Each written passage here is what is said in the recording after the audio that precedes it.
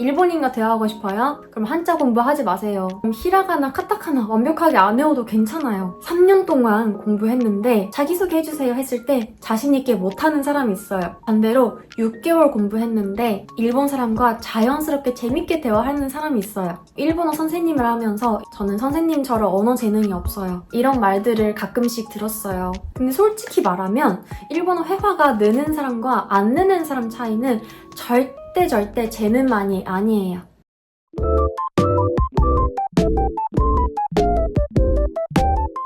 안녕하세요, 나나세 데스. 요즘은 한국에서도 일본 문화나 일본 사람한테 관심을 가져서 일본어를 열심히 공부하시는 분들이 많잖아요. 일본 유학이나 취업을 목표로 공부를 하시는 분들도 많을 것 같아요. 오늘은 그런 일본 친구를 만들고 싶다. 오늘 일본인이랑 대화해보고 싶다. 여행 갔을 때 대화를 하고 싶다. 이런 분들을 위해서 제가 일본어 교사로서 그리고 한국어 학습자로서 일본어 회화가 빨리 느는 사람이 어떤 사람들인지 그 공통점을 얘기해보려고 합니다. 먼저 일본어 초급 분들 아니면 시작하기 전 분들이 착각하시는 것들 3가지가 있는데요. 첫 번째는 저 매일 단어 100개씩 외워요. JLPT 몇 급 있어요. 근데 그럼 자기소개 해주세요. 지코쇼카이시테 쿠다사이 하면 자신있게 말하기가 조금 어렵다고 느끼시는 분들 꽤 많아요. 공부는 잘하는데 실제로 말로 안 쓰는 거 이런 분들은 빨리 늘기가 조금 힘들 수도 있어요. 회화에 관해서는 문법 문제만 풀고 단어장만 보고 일본어로 말할 기회가 없거나 말하지 않거나 지식은 있는데 실제로 쓸 기회가 많이 부족한 패턴이에요. 그리고 두 번째 패턴은 첫 번째 패턴이랑 좀 반대인데요. 감각만으로 말하려고 하는 분들도 계세요. 그러니까 기초 문법이나 기초 단어를 다 건너뛰어서 느낌으로 표현하는 사람. 예를 들어서 저 애니 진짜 좋아해서 대부분 애니 다 봤어요. 근데 실제로 여행 갔을 때 쓸 수 있는 표현을 모르겠어. 존댓말 잘 모르겠어. 이런 분들은 애니만 보거나 노래 가사로만 공부하시거나 애니 대사를 따라하거나 관심을 가지면서 재밌게 공부할 수 있는 좋은 방법이긴 한데 근데 그것만으로는 한계가 있다는 말이에요. 예를 들어서 애니에서 나오는 말들은 실제 생활에서 못 쓰는 말투나 못 쓰는 톤인 경우가 엄청 많아요. 말투가 부자연스럽게 되거나 딱 봐도 한국인이다. 딱 봐도 외국인이다. 이런 느낌이 들 수도 있어요. 그리고 무엇보다 제일 큰 문제는 새로운 문법을 배웠을 때 그거를 스스로 활용할 수 없어요. 기초 문법이 없어서. 그래서 완전 초급 단계에서는 뭔가 느낌상 얘기하니까 뭔가 일본어 잘하는 느낌이 들어도 그대로만 가면 중급, 고급이 됐을 때 초급에서 중급으로 올라갔을 때 정말 많이 힘들어 하실 거예요. 그리고 마지막 3번째 패턴은 역시 완벽주의자 분들이에요. 조금만 더 공부하고 나서 대화를 해볼게요. 일본어 해볼게요. 근데 3년 뒤에도 같은 말 하고 있어요. 저 아직 준비가 안 됐어요. 그리고 이런 분들이 한자가 너무 어렵다. 카타카나가 다 똑같이 생겨서 너무 어렵다. 라고 많이들 하시더라고요. 근데 제가 느끼기에는 대화를 하고 싶고 일본인이랑 얘기를 하고 싶으면 한자나 카타카나는 나중에 해도 괜찮아요. 한 중고급 수준이 됐을 때 해도 괜찮아요. 그리고 저 존댓말이 너무 어려워요. 초급인데 당연히 존댓말 못하지. 그래서 처음부터 완벽하게 하지 않아도 괜찮아요. 그리고 틀려도 괜찮고 틀리는 거 무섭다고 하시는 분들도 가끔 계시는데 그것도 전혀 걱정할 필요 없고 통하면 되고 통할 때까지 열심히 말해보면 되는 거고 부끄러운 거 하나도 없어요. 그리고 제가 수업하면서 이런 분도 계셨는데 제가 봤을 때 수준이 아직 초급이신데 해주시는 질문이나 그런 것들이 거의 중급 수준을 질문들을 하시더라고요. 그래서 아직 그 부분은 신경 안 써도 된다. 가볍게 넘어가도 된다. 라고 얘기를 하긴 하는데 조금 그런 사소한 부분들까지 많이 신경을 쓰시더라고요. 초급에서 그렇게 하면은 스스로가 너무 힘들어서 포기할 가능성이 좀 높아져요. 처음에는 대충 해요. 실제로 그냥 쓰면서 자연스럽게 느는 사람도 많으니까 발음도 그렇게 신경 안 써도 괜찮아요. 솔직히 한국 분들이 일본어 발음할 때 안 통하는 경우는 거의 없어요. 인토네이션이 조금 부자연스럽거나 말투가 애니 말투거나 그런 건 있는데 일본 사람들이 에? 뭔 말이지? 어? 이런 경우는 의외로 많지 않을 거예요. 근데 반대는 많아요. 일본 사람들이 한국어 발음이 너무 어려워가지고 한국어 말했을 때 정말 아예 안 통하는 경우가 많긴 해요. 그래서 발음도 크게 신경 안 써도 된다. 그러면은 실제로 빨리 회화가 느는 사람이 어떻게 공부를 할까요? 이거는 5가지 포인트로 나눠서 얘기를 해보려고 해요. 첫 번째는 기초 문법은 되도록 건너뛰지 않기.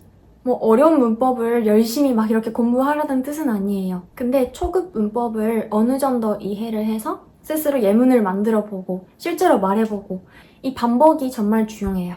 그러니까 언어는 어느 정도 뭐 체계적인 틀이 있어요. 순서가 있고. 그래서 그거를 아예 생각 안 하고 느낌으로만 하면 그건 조금 어려울 수도 있다. 오히려 시간이 좀 걸릴 수 있다. 라는 얘기예요. 그리고 두 번째는 좋아하는 일본 콘텐츠로 입력을 하다. 드라마, 예능, 유튜브 다 괜찮아요. 자기가 즐길 수 있는 걸 찾는 것도 정말 효과적이에요. 이렇게 재밌게 해야 오래오래 할 수 있으니까. 저도 한국어를 좀 오래오래 공부할 수 있었던 이유가 재밌게 해서 그래요. 저는 한국에 대해 관심이 많았고 특히 그때는 K-pop, K-드라마, 영화, 그리고 한국인, 한국 문화 이런 거에 관심이 많아서 한국어에 접하는 기회가 자연스럽게 좀 많아진 것 같아요. 그리고 세 번째는 배운 표현은 꼭 써본다. 사실 이게 제가 가장 중요하다고 생각하는 부분이에요. 제가 한국어를 공부했을 때는 이 부분에 제일 많은 시간을 썼어요. 새로운 표현을 외우면 바로바로 한국인 친구한테 써보거나 여기서 말하는 친구는 SNS 친구예요. 그래서 거의 모르는 사람이었고요. 그게 조금 어렵다 하시면 혼잣말이라도 많이 얘기를 했었고 드라마 보면 대사를 바로바로 따라해보고 뭐 먹으면 맛있다. 뭔가 피곤하면 피곤하다 뭐였지? 팝하고 찾아보고 피곤하다. 스카레타 피곤하다구나. 피곤하다. 이렇게 말해보고 그때 상황, 그때 내 감정에 맞춰서 말을 해보면 그 상황이랑 감정이랑 같이 기억을 해요. 그래서 또 다음에 그런 상황이 왔을 때 자동적으로 나오게 될 거예요. 제가 처음에 했었던 말은 짜증나를 많이 있었어요. 공부하면서. 아직은 대화 아예 안 되는 상태예요. 근데 너무 어려우면 짜증나. 그러니까 한국인처럼 따라해가지고 그렇게 혼잣말을 정말 많이 했었어요.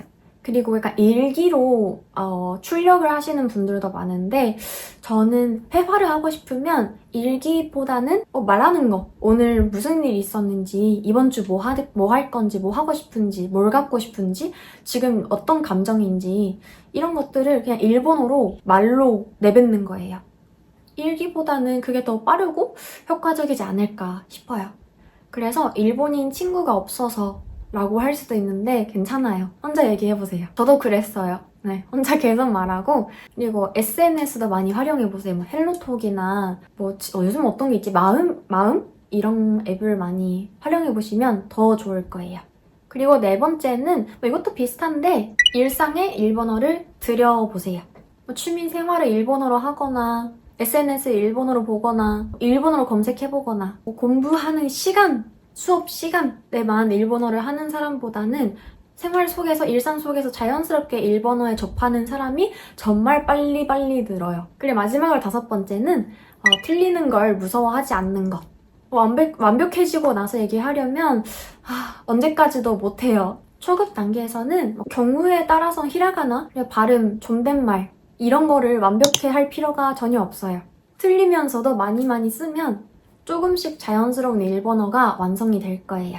결국 일본어가 빨리 느는 사람은 특별한 공부법을 아는 사람이 아니에요. 제가 가르쳤던 학생분들 중에도 한 40, 50대 분들도 좀 많이 계셨는데 나이 때문에 좀 힘들 것 같아요. 선생님은 한국어 엄청 잘하시는데 저는 언어 재능이 없어서 이런 분들이 꽤 많았어요.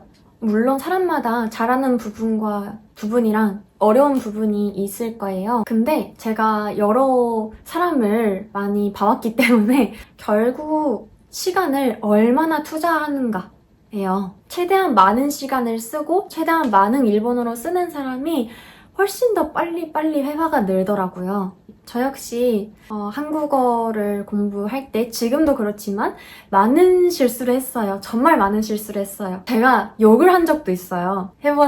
하고 상대방을 당황하게 만든 적도 있고 근데 지금은 이렇게 그래도 어느 정도는 자연스럽게 대화를 하게 됐어요. 그래서 여러분도 실수하는 걸 두려워하지 않고 항상 즐겁게 공부를 해주셨으면 좋겠어요. 혹시 이거 보시는 일본어 공부하시는 분들은 평소에 어떻게 공부를 하시나요? 어떻게 공부를 하셨어요? 효과가 있었던 공부법이나 지금 좀 어려운 부분이 있다면 댓글로 많이 공유해주세요.